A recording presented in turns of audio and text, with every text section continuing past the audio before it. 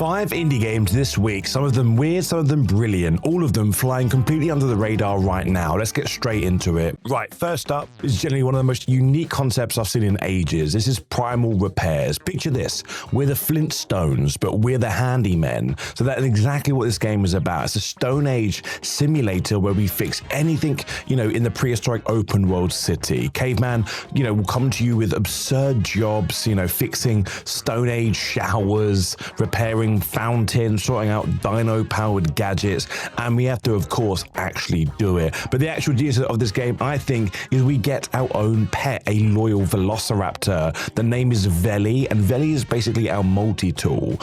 He can replace a jack, he can do what a drill can do, he can even do what a hammer can do. We just give him the signal, and he gets the job done, including hauling massive heavy loads with those tiny little arms of his, which it looks really good. I really am excited. When I saw this game come across my desk, super excited. We drive around kind of a prehistoric city in our car, taking on a bunch of bizarre contracts, a bunch of missions. We get to upgrade our home, workshop, explore different districts, and the whole thing is just kind of dripping with this crazy personality. And it's the kind of concept where you kind of sit there and go, how has nobody ever made this before? But the Steam page is getting a lot of attention. There's no release day, but the comments are just full of people losing their minds at the idea of this. I'd recommend Wishlist in this one. But next up, the one that generally made me sit up when I saw this, and I made a video on it recently, was Undead Chronicles. Now, this is set in 1923 Istanbul. The British occupation is crumbling, the streets are silent, etc.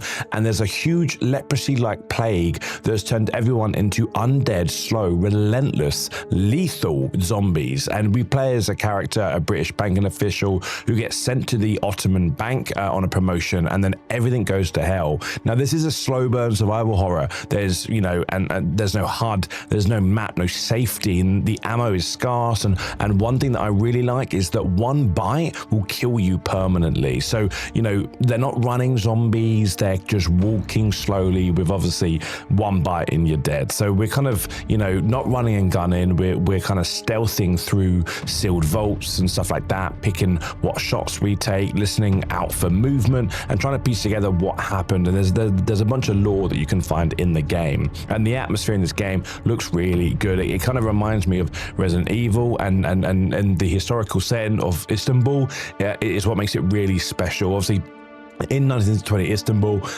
there's a ton of locations in-game that we can find, and it just oozes a ton of character. It's already hit 20,000 wishlists in 2 months, so the audience is obviously paying attention. So there's no release date yet, but for me, this was an instant wishlist. Now, if you've been waiting for the next Pacific Drive style game, bear in mind, Pacific Drive was one of my favorite games of the year when it came out.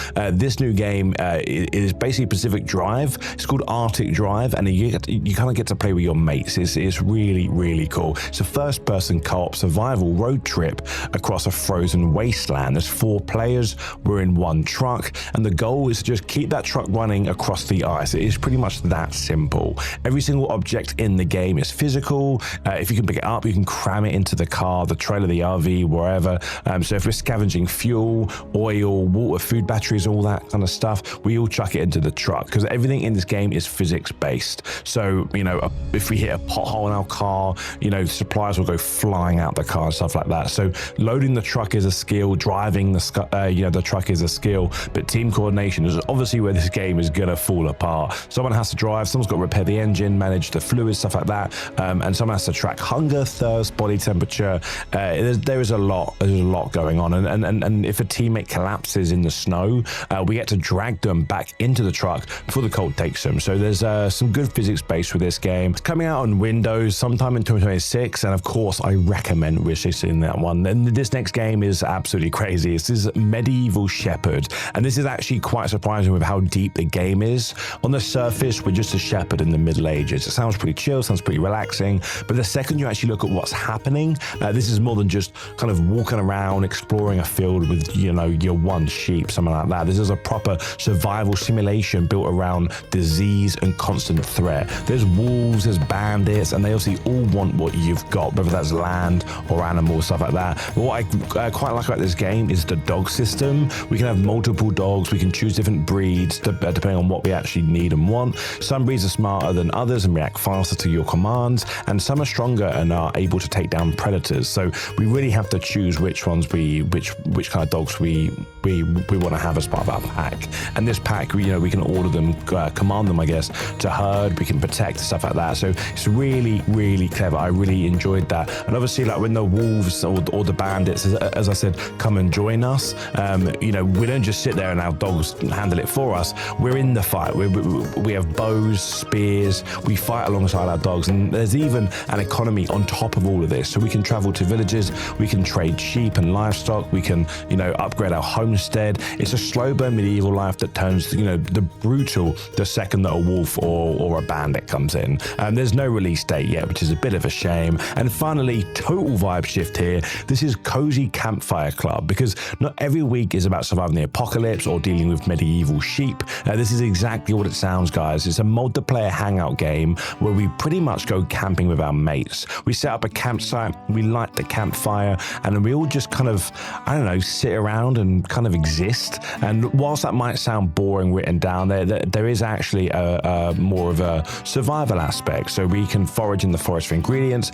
There's cooking. There's over 50 recipes to cook. You can fry, flip, stew. You can do all of it. You can customize your campsite however you want. You can customize your character however you want. There are mini games to mess about with, and the whole thing is built around just kind of chatting, hanging out with your mates, and kind of having a good time. You know what I mean? It does look really interesting. But this is the game you kind of put on when you've had a long day and you kind of, you just want to sit with your mates and tick a few boxes and stuff like that. So it's pretty much the gaming equivalent of, for me, putting a candle on, having a cup of tea, stuff like that. But some people get it instantly, and some people look at it and go, "This isn't for me." And yeah, that's fine. A lot of the games I talk about, it's going to be 50-50 whether you like it or not. But if you thought this game looks good, you're the exact person I'm trying to speak to.